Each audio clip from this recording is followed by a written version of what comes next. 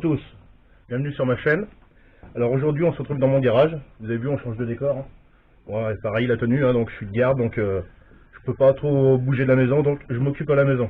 Donc aujourd'hui on va filtrer mon vinaigre de cidre que j'ai fabriqué déjà il y a plus de 6 mois. Je vais vous expliquer vite fait, je faisais pas encore de vidéo malheureusement il y a 6 mois, pour vous expliquer l'étape précédente. Comment que je procède? Je prends des pommes bio, des pommes qu'un ami me récupère, parce que lui il a quelques pommiers, donc c'est des petites pommes, bon des fois il y a des verres, tout ça, c'est du bio, il n'y a pas de produits, il n'y a pas de merde, il n'y a pas de saloperie, hein.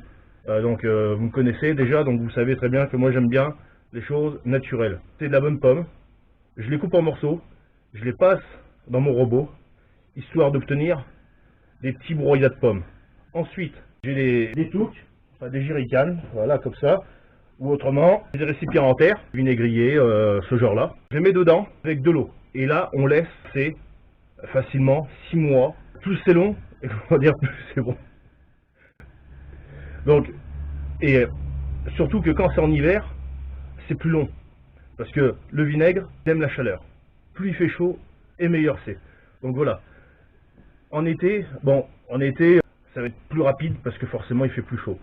Donc moi j'avais fait ça, j'en avais fait, niveau quantité de pommes, il y en avait facilement une cinquantaine, une soixantaine de kilos. Donc c'était assez conséquent. J'ai laissé ça dans mon garage, je l'ai oublié. Faut l'oublier parce que on l'oublie. Et là après, dessus on obtient une mer. Voilà. Regardez ça. Là il y en a des belles mers là. Elles sont blanches parce que c'est du vinaigre de cidre. Voilà. Ensuite c'est ma façon de faire. Chacun sa méthode. C'est l'artisanal, hein, c'est pas du machin professionnel, donc voilà. Je verse le contenu de mon bidon là, comme ça. Voilà, on voit que bon, il y a du vinaigre et il y a le broyat de pomme, un petit morceau de pomme. Hein. Et ça là-dedans, je filtre une petite passoire là, un peu fine. On filtre le jus. Vide après, dans un gros faitout.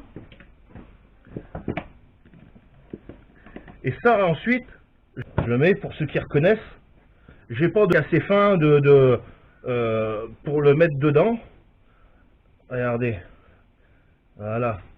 Vous reconnaissez ça? Vous reconnaissez? Voilà. Donc le broyat, je le mets dedans. Le broyat de pomme. Les sacs, j'en avais deux, donc bon. Même si celui-là, il est taché, et puis je pourrais pas le garder en souvenir, c'est pas grave, j'en ai un autre. Hein. Donc voilà, je vide ça là-dedans. Je vais vous montrer après où c'est que ça va passer. Ça va passer là-dedans. J'ai un ami qui m'a prêté ce genre de pressoir. Ça va aller super bien. Donc le sac, je vais le mettre dedans. On voit pas, c'est chiant. Donc ça va venir dedans. Et cette étape-là, on verra tout à l'heure. Donc là, on voit bien. Hein. Ça, c'est une mer hein, de vinaigre. Hein. Oh putain. Vous voyez, j'ai failli faire une connerie là.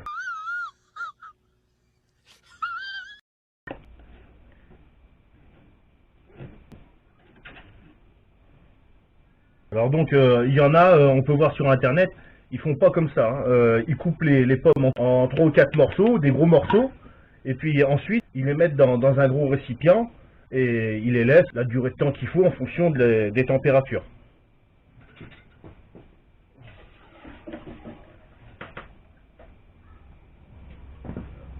Alors ce qu'il faut comprendre, hein, c'est que l'eau qu'on rajoute va se mélanger avec le sucre de la pomme, qui après va se transformer en alcool, et ensuite, vu que le récipient n'est pas hermétique, il ne faut pas que ce soit hermétique à fond, il faut laisser passer de l'air, hein, pour que ça puisse tourner en vinaigre.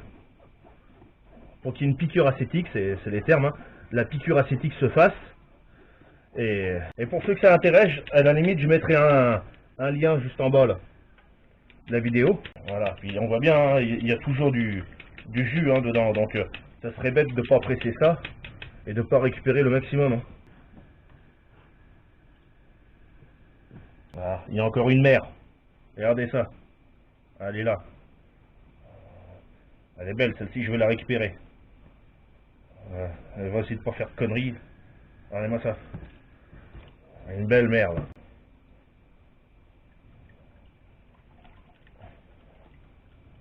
Allez, je vous montre. Voilà. Ça peut paraître un peu écœurant pour certains, hein, donc bon, mais regardez. Ça là. Avec ça là, je vais pouvoir refaire une tournée de vinaigre, là, vinaigre de cidre. C'est assez long à obtenir, donc quand on les a, bon, on évite de les mettre à la poubelle. C'est même très recherché, quoi. Ça se vend, hein. Mais bon, moi je les vends pas, hein. Je fais aussi mon vinaigre de vin, je vais vous montrer ça tout à l'heure. Le vinaigre de vin, c'est plus simple, hein. Vous avez juste à avoir une mer. Si vous ne l'avez pas, vous laissez une bouteille de vin ouverte. Vous ouvrez une bouteille de vin. De préférence, hein, on fait du bon vinaigre de vin avec du bon vin. C'est pareil pour le vinaigre de cidre, hein. On peut le faire avec toutes les pommes, hein. Mais avec des bonnes pommes, c'est encore meilleur. Si vous avez une bouteille de vin que vous n'avez pas fini, c'est pas grave, vous les laissez déboucher, vous l'oubliez dans un coin de la cuisine. Et puis après, ce qui va se passer, c'est que il va y avoir une mer qui va se former. Ça peut être plus ou moins long, hein. C'est pareil tout en fonction des températures.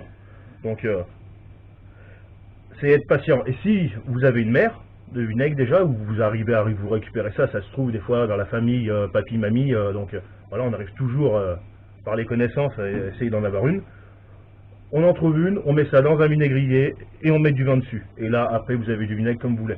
Moi là, dans mon vinaigrier que j'ai juste à côté là, j'ai 30 litres de vinaigre de vin qui se font. Donc,